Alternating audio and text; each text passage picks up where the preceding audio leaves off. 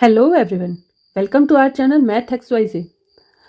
आज हम राजस्थान की कुछ इम्पोर्टेंट योजनाओं को डिस्कस करते हैं जो एग्जाम में अक्सर ही पूछी जाती है। तो आज की योजना है इंदिरा रसोई योजना। तो आइए देखते हैं इंदिरा रसोई योजना के बारे में।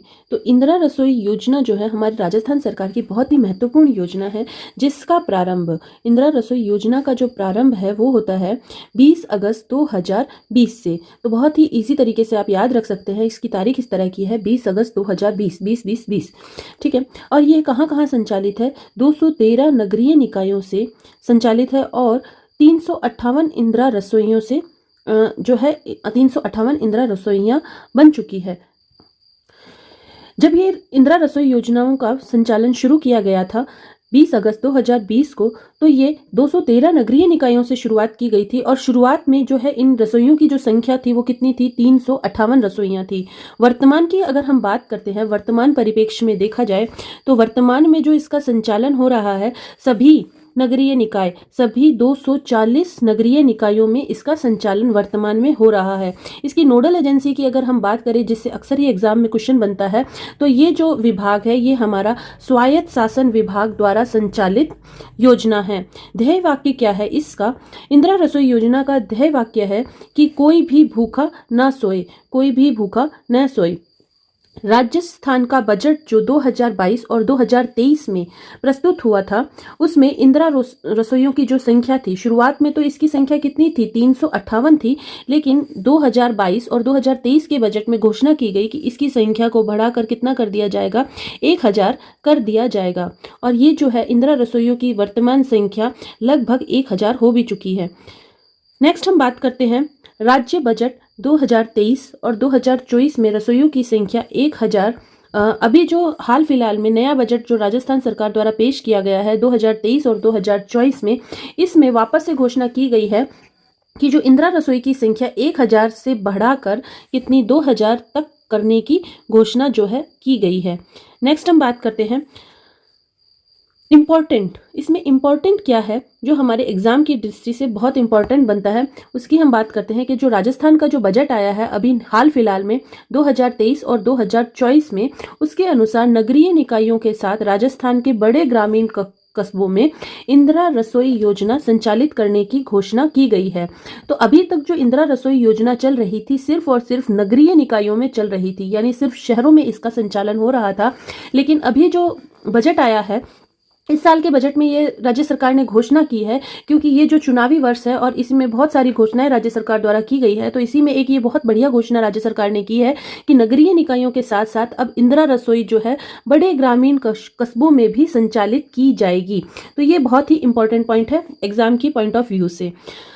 नेक्स्ट हम बात करते हैं राजस्थान का बजट। 2022 और 2023 वाला जो बजट था उसमें 100 करोड़ वार्षिक जो है इसका खर्च बढ़ाकर 200 करोड़ कर दिया गया था। जो इसका पहले जो शुरुआत की गई थी तब इसका खर्च था वो 100 करोड़ रुपए वार्षिक था, और 2022 और 2023 में इसको बढ़ाकर कितना कर दिया गया है? 250 करोड़ वार्षिक कर दिया गया है। इसके बाद अभी जो नया बजट आया है इसमें फिर से आपको नई चीज़ देखने को मिलेगी। जो इसका खर्च है ये बहुत ही इंपॉर्टेंट पॉइंट है स्टूडेंट्स, 700 करोड़ रुपए वार्षिक बजट कर दिया गया है। विशेषताएं क्या है? अगर हम इनकी विशेषताओं की अगर हम बात करते हैं तो लाभार्थी को 8 रुपए में शुद्ध, ताजा और पौष्टिक भोजन मिलता है। लाभार्थी को 8 रुपए में शुद्ध, ताजा और पौष्टिक भोजन मिलता है। अनुदान रुपए 17 प्रति थाली। जो राजस्थान सरकार द्वारा जो अनुदान मिल रहा है प्रति थाली, वो कितने रुपए का है? 17 रुपए का है। तो कहने का मतलब ये है जो थाली हम 8 रुपए में खा रहे हैं उसकी कीमत वास्तव में कितने रुपए है? 25 रुपए है, जिसमें से 17 रुपए जो है राजस्थान सरकार पे करती है और 8 रुपए हमसे लिए जाते हैं।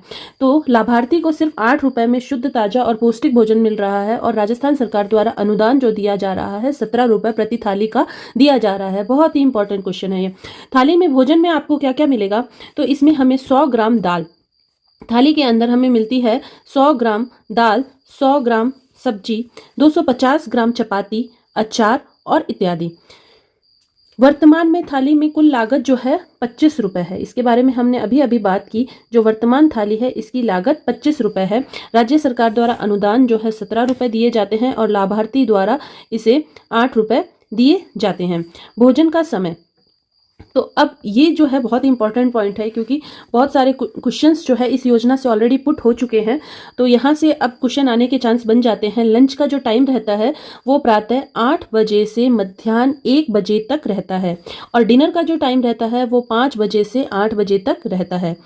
नेक्स्ट जो रसोई संचालन का जो बजट है, प्रत्येक रसोई संचालन हेतु एक मुश्त 5 लाख और 3 लाख प्रति वर्ष आवर्ती व्यय का प्रावधान है। एक मुश्त 5 लाख और 3 लाख प्रति वर्ष आवर्ती व्यय का प्रावधान है। योजना के बारे में अगर आपको ये तथ्य अच्छे लगे हों तो प्लीज़ आप इसे जरूर शेयर कीजिए। इंदिरा रसोई से अगर आपके एग्जाम में कोई क्वेश्चन आता है तो इस वीडियो से बाहर नहीं जाने वाला है। हमने इंदिरा रसोई के सारे इंपॉर्टेंट फैक्ट्स को डिस्कस कर लिया है, जब से ये शुरू हुई थी तब से लेके वर्ष 2023-24 के बजट तक। तो नेक्स्ट हम आज एक और बात करते हैं पावर पॉइंट के बारे में।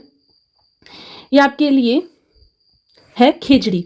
तो जो हमारा राजस्थान का राज्य वृक्ष है खेजड़ी, इसके ऊपर आज हम थोड़ी सी चर्चा करने वाले हैं। इसका वानस्पतिक नाम, तो राजस्थान का वृक्ष खेजड़ी का वानस्पतिक नाम हो जाता है प्रोसोपिस सिनेरिया। प्रोसोपिस सिनेरिया उपनाम जो है, इसे राजस्थान का गौरव भी कहा जाता है। इसे राजस्थान का गौरव, समी वृक्ष, जाटी, सीम, लो, थार का कल्प वृक्ष भी कहा जाता है। सिंधी में इसे छोकड़ा कहते हैं। सिंधी में इसे छोकड़ा कहते हैं। राजस्थानी में इसे खेजड़ी कहा जाता है। हरियाणवी में इसे जाटी कहा जाता है। राजस्थान में सर्वाधिक खेजड़ी वाला जिला जो है वो कौन सा हो जाता है? सबसे अधिक खेजड़ी वाला जिला जो है नागौर हो जाता है। उसके बाद सर्वाधिक खेजड़ी वाला क्षेत्र जो हो जाता है हमारा शेखावटी क्षेत्र जो है सर्वाधिक खेजड़ी वाला क्षेत्र आ जाता है। खेजड़ी के फूल को क्या कहते हैं? खेजड़ी के फूल को कहते हैं मिंजर। खेजड़ी के फूल को मिंजर कहते हैं। इसकी पत्तियों को लूम या लूंग कहते हैं।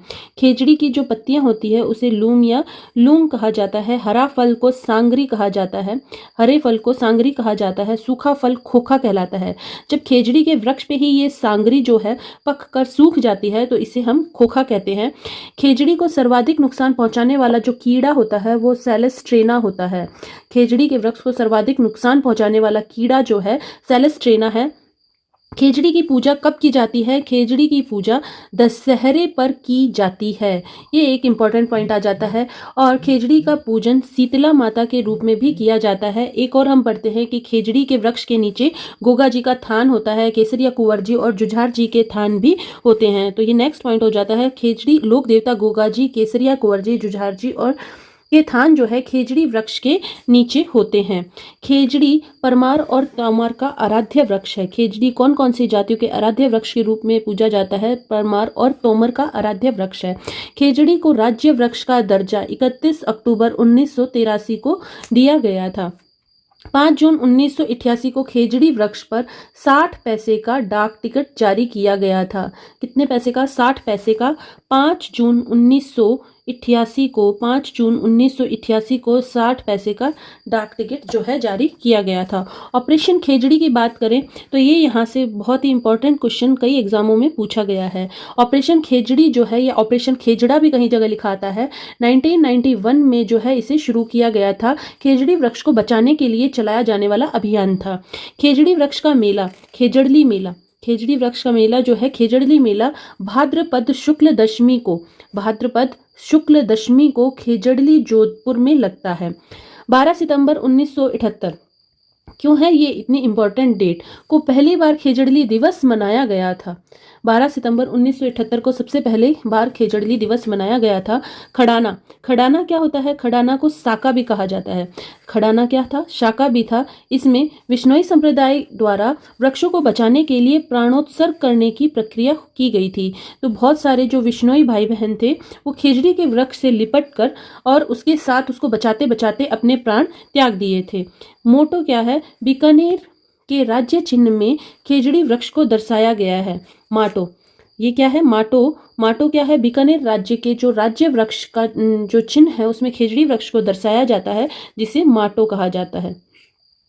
तो इसी के साथ आपको अगर ये रोचक जानकारियाँ अच्छी लगी हो और अगर आपको लगता है कि ये जानकारी आपके एग्जाम के पॉइंट ऑफ व्यू से बेनिफिशियल है, तो आप प्लीज़ इसे अपने फ्रेंड्स के साथ भी शेयर कीजिए और वीडियो को लाइक कीजिए, चैनल को सब्सक्राइब कीजिए और ऐसी ही अच्छी वीडियो के लिए हमारे चैनल के साथ हमेशा जुड़े रहिए। तो मिलते हैं कल ही ऐसी और नई रोचक जानकारियों के साथ नेक्स्ट वीडियो में।